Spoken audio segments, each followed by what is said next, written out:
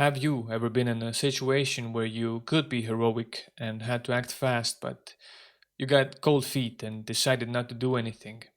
Well, congratulations. You made the right call. A man saved a woman who was on the verge of being hit by a car, but was charged with sexual harassment because he made inappropriate contact with her. Her legal team argued that no one has the right to touch another person without consent, even in an emergency situation. The case has triggered nationwide debate. Millions online argue that Daniel should be recognized for his quick thinking rather than punished for it. Others insist that physical boundaries must still be respected regardless of intent. If we looked at the same video, I hope we came to the same conclusion. It says that millions of people are arguing over it, but there is only one correct answer. And if you don't already know that, I will spill it out straight away. No bullshit. The man was in the wrong. Questions like these are the easiest to answer. I am struggling with questions like, what does our existence mean? What comes after death? What's our main purpose in life? But questions like these make me feel turbo smart. Because if you can't see that the man was in the wrong, I feel sorry for you. Because you must be dumber than a gay squirrel, buried under a sea salt full of barrels, smitten by Thor's hammer, and filled with rotten herrings. What the fuck happened? I am very saddened by this situation because if you see anything else than sexual harassment going on here, you are blind. If not dumb, you are blind, and then I cannot feel sorry for you. Maybe blind people do need my sympathy as well. I wouldn't want to be blind, so yeah. But that would be better than being so dumb that you cannot see the way the law and justice and truth works.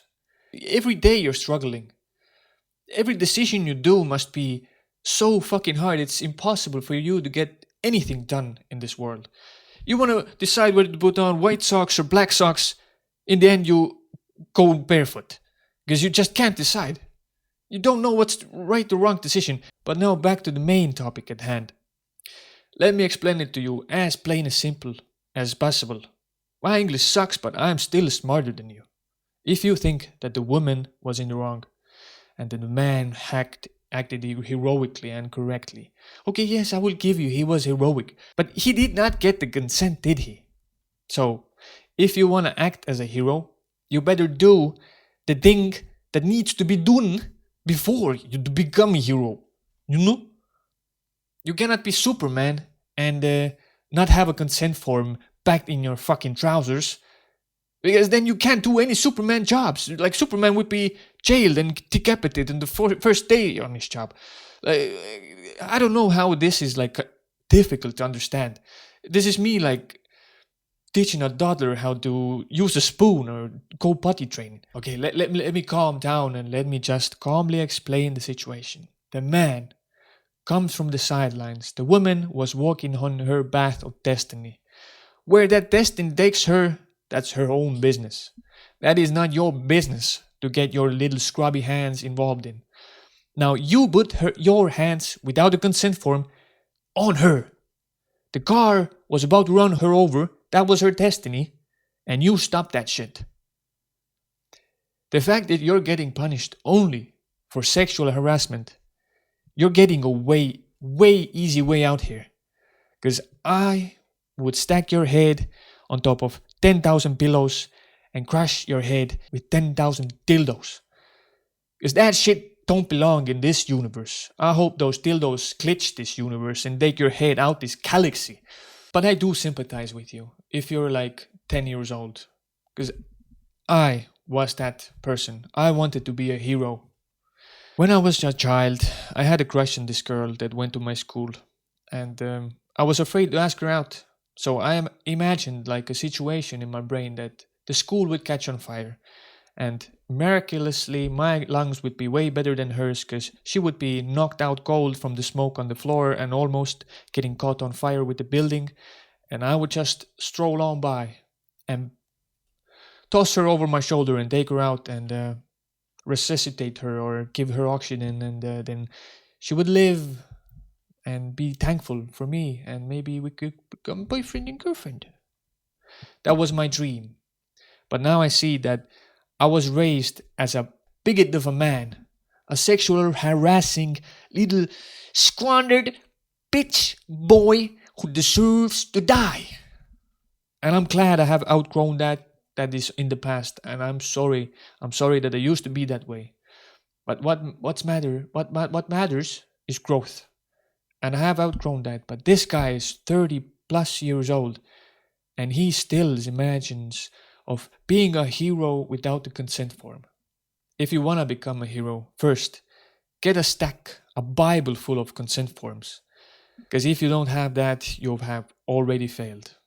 If in any case, you do have that consent form at home, like you decided this day, nah, that's too big of a stack. I don't want to just carry it along with me. I need my pockets for groceries and whatnot. Then if that situation happens where that woman is almost about to step in front of a moving car, take a minute to ponder. It might need your immediate reaction, but that minute will give you clarity.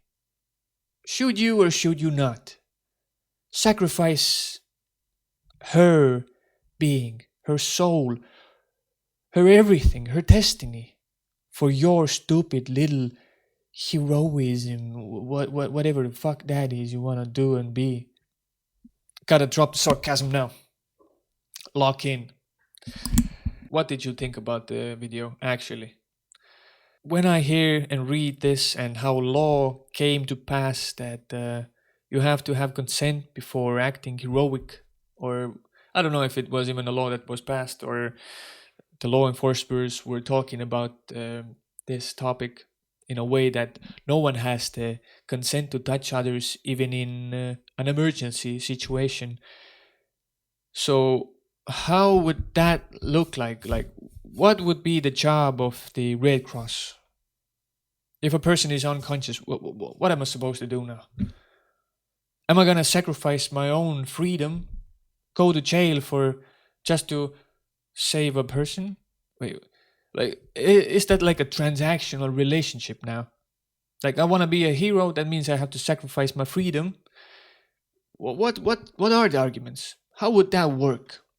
From everything that is holy and righteous in this world, you gotta be one stupid son of a bitch to think that no one has to consent to touch others, even in an emergency situation. Okay. Intent doesn't even fucking matter anymore. Nothing matters. Only that we like keep 10 feet apart from each other. Everybody should like live in a forest, no people anywhere. It is a utopian topic for me, and that's one of the things that I don't like making videos about, but maybe it's something that will give me video views on YouTube, so that's why I'm making this. Because in other cases, that this video makes no sense to me, like to make.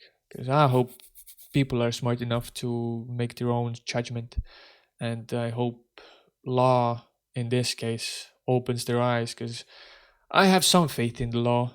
This must be some AI bullshit, and I hope it's AI. Because if the world is gonna be like this, yeah, brother, I'm the first one jumping out of an airplane or out of my window or whatever. I ain't gonna participate in this world anymore. There's no point.